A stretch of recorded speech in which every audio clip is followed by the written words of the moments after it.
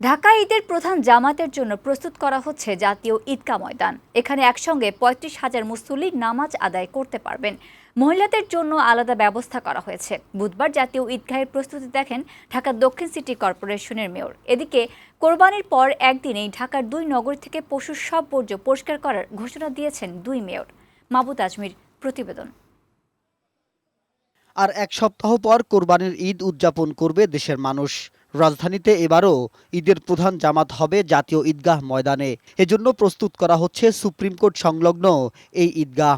এখানে ঈদের সাধারণ মানুষের সঙ্গে নামাজে অংশ নেবেন রাষ্ট্রপতি, প্রধান বিচারপতি সহ বিশিষ্টজনেরা। এরই মধ্যে ঈদগাহ মাঠে তাঁবু টানানো ও অন্যান্য সব কাজ প্রায় শেষের দিকে। বুধবার জাতীয় ঈদগাহের প্রস্তুতি দেখতে যান ঢাকা দক্ষিণ সিটি কর্পোরেশনের মেয়র শেখ ফজলেনুর তাপস।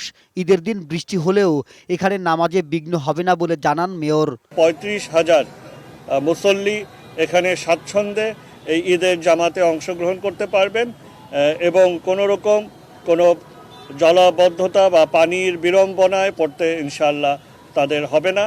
এ সময় ঈদের দিন পশু কুরবানির পর ২৪ ঘন্টার মধ্যেই নগরীর সকল বর্জ্য অপসারণ করার ঘোষণা দেন মেয়র। অন্যদিকে ঢাকা উত্তর সিটি কর্পোরেশনের বর্জ্য অপসারণের জন্য নতুন ট্রাক নামিয়েছে নগরীতে। বুধবার রাজধানীর গাবতলীতে এসব ট্রাকের কার্যক্রম উদ্বোধন করে ঢাকা উত্তরের মেয়র জানান, কুরবানি করার পর ৬ ঘন্টার মধ্যে নগরীর বর্জ্য সরানো হবে। নির্দিষ্ট জায়গায় আপনারা ময়লা রেখে দিবেন। আমি কথা দিতে চাই, ইনশাল্লাহ ৬ ঘন্টায় আমি বর্জ্য পরিষ্কার করব ইনশাল্লাহ। ঈদের দিন এবং পরের দিন এই ২ দিনের মধ্যেই যেন সকল কোরবানি সম্পন্ন করা হয়। সড়কে পশুর হাট বসালে ব্যবস্থা নেওয়া হবে বলেও জানান মেয়র আতিকুল ইসলাম।